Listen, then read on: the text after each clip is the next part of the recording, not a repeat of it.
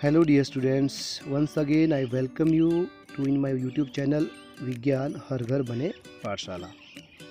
पिछले वीडियो में हमने चैप्टर 9 का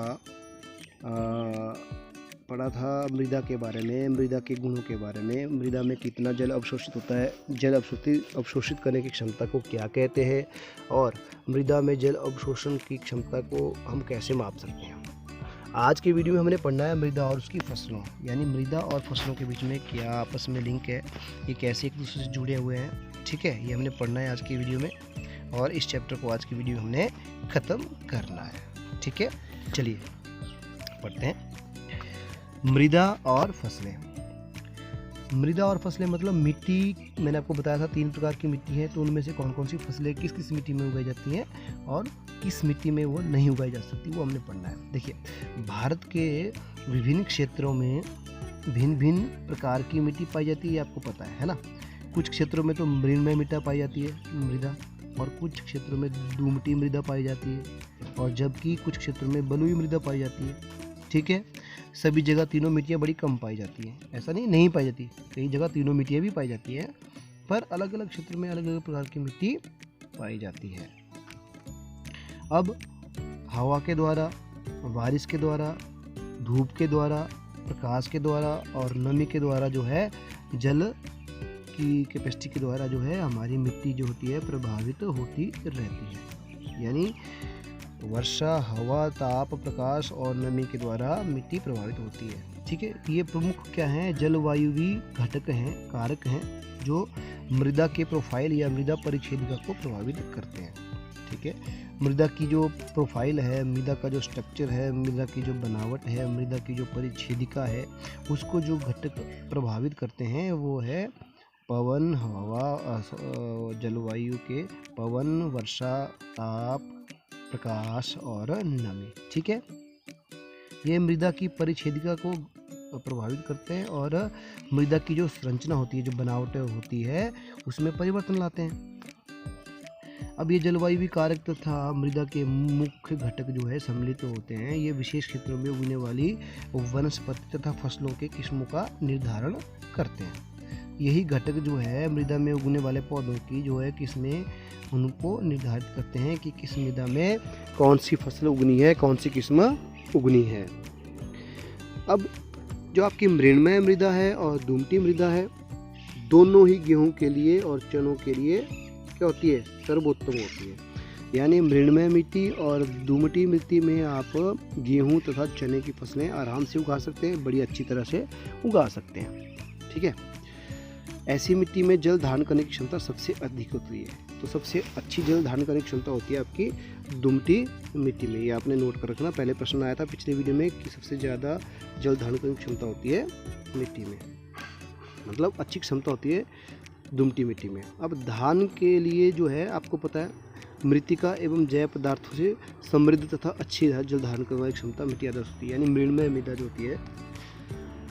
तो जो आपकी मृत्तिका होती है, मिट्टी होती है, चिकनी मिट्टी होती है, वो यूज़ होती है आपकी धान की फसलों के लिए। यानी धान की फसलों में आपको क्या चाहिए, ऐसी जल धारण की क्षमता। धान के लिए मृत्तिका एवं जैव पदार्थों से समृद्ध तथा अच्छी जल धारण करने वाली क्षमता की आदर्श होती है। ठीक हुआ, जिसमें ज़्यादा जो है जल धारण किया जा सकता है, वैसी मिट्टी चाहिए होती है हमें धान की फसल के लिए। मसूर की दाल तथा अन्य दालों के लिए हमें दुमटी मिट्टी की आवश्यकता होती है, जिसमें जल निकासी आसानी से हो जाए। अब जल निकासी का मतलब दुमटी मिट्टी क्या होती है, रेतीली मिट्टी, जिसके अंदर जो है कणों के बीच में कम स्पेस होता है, जहाँ से जल आता है और आसानी से बाहर निकल भी जाता है, मतलब ज़्यादा देर रुकता नहीं है। तो ऐसी मिट्टी में क्या होता है, आसानी से जड़ें आगे बढ़ जाती हैं, क्योंकि वो मिट्टी जो है कणों के बीच में ज़्यादा स्पेस होता है और आसानी से जड़ें फैल जाती है। ठीक है, तो ऐसी मिट्टी में आपको गेहूँ, चना और दालों, मसूर आदि के लिए अच्छी होती है। जबकि धान के लिए ऐसी मिट्टी चाहिए होती है जहाँ पे पानी जो है रुक सके, काफ़ी देर तक रुक सके। ठीक है, चिकनी मिट्टी में जो आपकी मृत्तिका होती है, जिसमें जैव पदार्थ ज़्यादा होते हैं, ऐसी मिट्टी में क्या होता है, धान की फसल अच्छी तरह होती है, जहाँ पे पानी जो है अधिक समय तक रुका जा सके और ज़्यादा रुके जा सके। ठीक है, तो इसके बाद जो है आपका कपास के लिए कपास के लिए बलुई, दोमट अथवा दोमट मृदा अधिक उपयोग होती है। अब कपास की फसल के लिए दोमटी और बलुई दोनों ही मिट्टी अच्छी होती है, जिसमें जल निकासी आसानी से हो जाती है, जो पर्याप्त परिमाण में वायु को धारण करती है। यानी उनके बीच में स्पेस ज़्यादा होता है कणों के बीच में, तो वायु ज़्यादा होगी।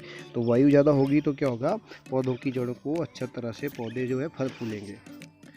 तो इस प्रकार की मिट्टी में क्या होता है, कपास के पौधे अच्छी तरह से पनपते हैं। ठीक है। अब गेहूं जैसी फसलें जो महीन मृणमय मृदा में उगाई जाती हैं, उनको ह्यूमस से समृद्ध और अत्यधिक उर्वरक की आवश्यकता होती है। तो जो मृणमय मृदा है उसमें ह्यूमस अधिक होता है और उसमें जो है अधिक उर्वरक क्षमता होती है, क्षमता होती है, जिसमें अच्छी तरह से ये फसलें उगती हैं। तो गेहूं जैसी फसलों के लिए जो है ह्यूमस युक्त मिट्टी की आवश्यकता होती है। ठीक है।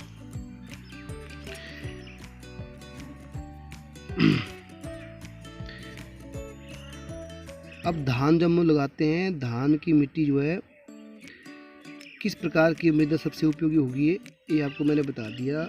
जो मृणमय मृदा होती है आपकी, उसमें सबसे ज़्यादा जो है धान की फसल, जो मृतिका मिट्टी होती है, चिकनी मिट्टी होती है, उसमें सबसे ज़्यादा धान की फसल उगाई जा सकती है, क्योंकि उसके अंदर जो है जल रोकने की क्षमता अधिक होती है। ठीक है। तो ये हो गया इस चैप्टर के बारे में कि मृदा किस प्रकार जो है बनती है, मृदा का निर्माण किस प्रकार होता है, मृदा कितने प्रकार की होती है, दोमट, बलुई और मृणमय मृदा, और मृदा के क्या क्या गुण होते हैं। जल सोखने की क्षमता होती है, मृदा में नमी होती है, मृदा में अंतःस्रवण क्षमता होती है, और जल अंतःस्रवण क्षमता क्या होती है, वह क्षमता जिस क्षमता में मिट्टी जो है जल को अवशोषित करती है, कितनी देर तक वो उसकी क्षमता होगी जल अवशोषण करने की। तो इस प्रकार जो है ये चैप्टर जो है आपका पूरा होता है, और मुझे उम्मीद है आपको यह अच्छी तरह समझ आया होगा। ठीक है। अब इस चैप्टर में एक और टॉपिक है, मृदा अपरदन क्या होता है। ये आपको मैं थोड़ा सा बता देता हूँ। मृदा अपरदन का मतलब क्या होता है, मृदा की जो उपजाऊ परत होती है सबसे ऊपर वाली, जहाँ पे हम फसलें उगाते हैं, उसका बह जाना। वो किसके कारण बहती है, जल, हवा या बर्फ़ के कारण जो है मृदा की जो ऊपरी उपजाऊ परत होती है वह वहाँ से हट जाती है या बह जाती है। तो इसको बोलते हैं हम अपरदन, मृदा अपरदन। तो मृदा अपरदन क्या होता है, या सॉइल इरोजन, इंग्लिश में बोलते हैं इसको सॉइल इरोजन, हिंदी में बोलते हैं इसको मृदा अपरदन। इसका मतलब होता है कि मृदा की ऊपरी परत का अत्यधिक वर्षा, हवा, तेज हवा और बर्फ़ के द्वारा ऊपरी परत का बह जाना, उसको मृदा अपरदन कहते हैं। तो पौधों की जड़ें मृदा को मजबूती से बांधे रखती है। हमें क्या करना चाहिए, जहाँ पे बाढ़ आने की ज़्यादा आशंका हो, पवनें तेज चलती हो, बर्फ़ गिरती हो, उन स्थानों पे हमें अधिक घने पेड़ लगाने चाहिए, ताकि वे पौधों की जड़ें जो है उस मृदा की लेयर को, परत को पकड़े रखें और बहने ना दें। ठीक है।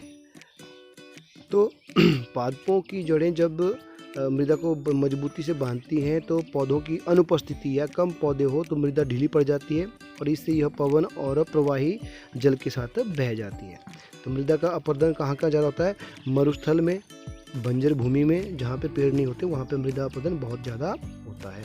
इसलिए हमें क्या करना चाहिए, मृदा अपरदन को रोकने के लिए वृक्षों की कटाई कम करनी चाहिए या रोक देना चाहिए, और वनोन्मूलन, वनोन्मूलन क्या होता है, वनों के कटाई करना, वनों का नुकसान करना काट कर, उसको भी रोक देना चाहिए, और हमें अधिक से अधिक पेड़ लगाने चाहिए। तो प्यारे बच्चों, उम्मीद करता हूँ आप बच्चों को ये वीडियो अच्छी तरह समझ आया होगा। तो इस वीडियो को यहीं ख़त्म करते हैं। हाँ, और अगले चैप्टर में हम इसके अभ्यास के प्रश्न उत्तर करते हैं अगले वीडियो में। तो मिलते हैं अगले वीडियो में, तब तक के लिए अपना ध्यान रखें और इस वीडियो को पढ़ते रहें।